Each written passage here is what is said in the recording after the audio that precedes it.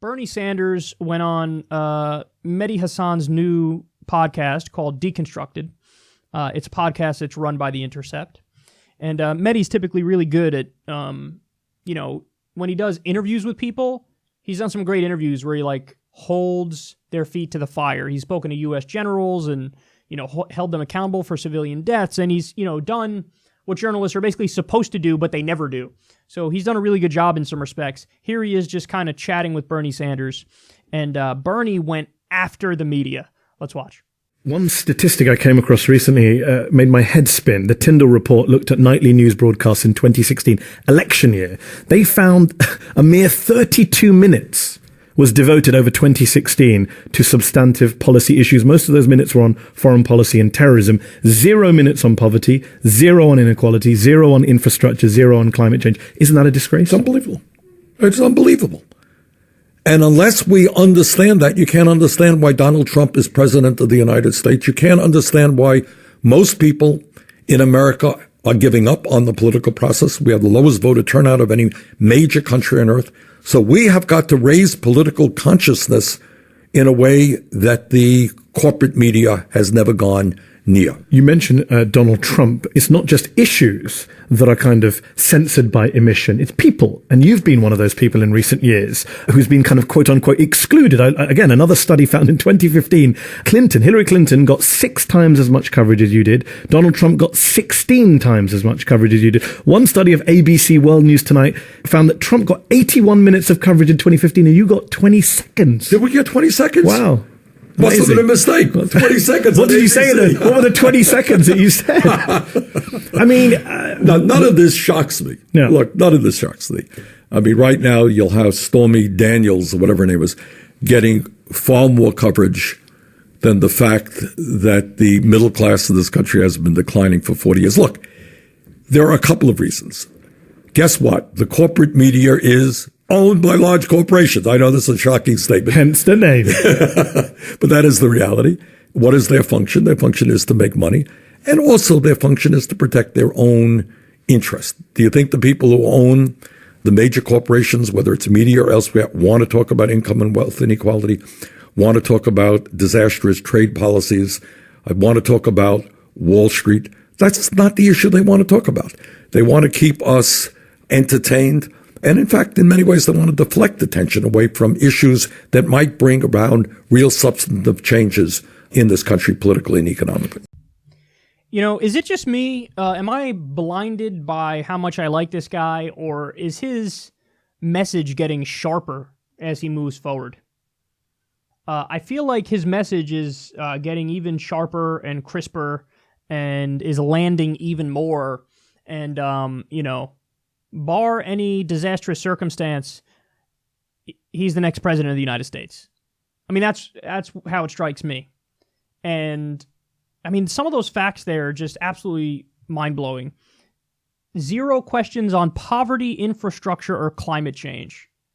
0 questions on poverty, infrastructure, or climate change in the debates. That's incomprehensible. But that's what you get when you have a mainstream corporate media structure that is disconnected from the people and they have a poor incentive structure. So it's not that, it's conspiratorial. It's that it's an open conspiracy because it's just a matter of incentives aligning. So there's a reason why a guy like Wolf Blitzer gets 1,000 hours on CNN in the middle of the day. Because Wolf Blitzer was the one who they promote through that system, and they give him a top spot. Why would they give a guy like Wolf Blitzer, who's really boring, a top spot? Because he's not going to rock the boat. He's not going to question the fundamental assumptions and the underpinnings of society. And he's not going to say, hey, maybe the whole way we're doing this is bullshit, and maybe there's just a plethora of evidence to back up the fact that our system is broken and it's screwing over regular people. He's never going to rock the boat. He's never going to question in any serious way. So you put a guy like Wolf Blitzer on TV for 1,000 hours because he's safe. And he'll do your establishment talking points. He'll tell you what the Democrats say. He'll tell you what the Republicans say. And there's also a strong underlying implication there that anything that's coloring outside of those lines is it's called the Overton window. It's the spectrum of thoughts that are thinkable. And if you're not thinking inside that rigid spectrum, that very corporatist, neoliberal, neoconservative spectrum, well, then you're a crazy person and you're outside of the realm of respectable debate and discourse. And that's why a guy like, Wolf Blitzer is in the position he's in. That's why a guy like Anderson Cooper is in the position he's in. Remember, everybody was mocking him back during the debates. Why? Because all he would do is, what's your favorite CD? He was asking ridiculous questions like that. And then he'd toss it in with, stupid questions not related to issues, but maybe related to personalities. Like, oh, Mr. Trump, Ted Cruz said this, this, and this about you. What do you say to that? So this is all, they dumb down the debate on purpose. And it's dumbed down because the corporate overlords in this mainstream media structure are only going to, promote the people who are not going to rock the boat and who are not going to, question things in a serious way. And that's how you end up with a situation where there are zero questions on poverty, infrastructure, or climate change. Isn't that crazy? I mean, really? Those are three incredibly serious issues. You could argue three of the most serious issues, literally. But nope, no questions on them. And then Clinton gets 6 times more coverage. Trump gets 16 times more coverage. ABC News covered Bernie Sanders for a total of 20 seconds. And Bernie's like, listen, I'm not surprised by that. Why is he not surprised by that? Well, listen, when you're nothing but issues focused, that's a yawn fest to corporate media. Now, I'm of the belief that you give, regular people policy substance and they actually go, shit, yeah, this is real. This is resonating with me, which is why Bernie Sanders went from virtually nobody supporting him to winning 47% of the vote and 22 primaries and caucuses against the biggest political machine that ever existed and already an A-list celebrity. And that's with the entire mainstream media biased against him, the DNC rigging it against him. So he had everything going against him, but he did well. But yes, the corporate media structure is designed to do establishment talking points, and then the other part of the time, do sensationalism. So that's why Trump, they gave him 16 times more coverage. To be fair, a lot of that was negative coverage. But either way, there's no such thing as bad press. Because what happens is the mainstream media shits on Trump in such a tacky way, like they're like, oh, he cursed, oh, his language is unacceptable. Literally, this is a main argument that they were making. That what are we going to tell the kids? So that actually helped them. So they did 16 times more coverage. A lot of the coverage was negative, but it net helped them. And the coverage of Hillary Clinton was mostly positive, glowing coverage. Oh my God, how serious she is, how bipartisan she is, how, she's a woman, it's her turn, and stuff like that. So that's why you have way more coverage to them. Bernie Sanders had a giant bias against him, but it's to be expected from this kind of a corporate media structure that a guy like Bernie gets left behind, gets very little coverage. They don't focus on the policy substance or the issues, and all Bernie talks about are those issues. But that's why the internet really, really fell in love with Bernie Sanders.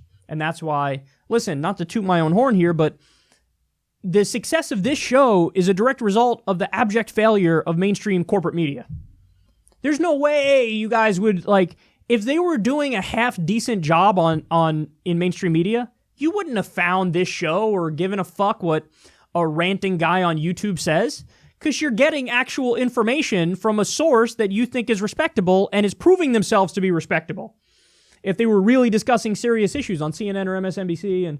But no, like Bernie said, all you get is Stormy Daniels, in his inequality town hall. Even Michael Moore pointed out, Russia, Russia, Russia all day long. My favorite non-argument is the obsession over the high turnover in Trump's administration. On the list of shit that pisses you off about Trump, where would that fall? For me, it's about number 1,362. I can point to a million policies where it's like, whoa, that's fucked up. They don't discuss that. Oh my God, another person let go from his administration. Oh, scandal.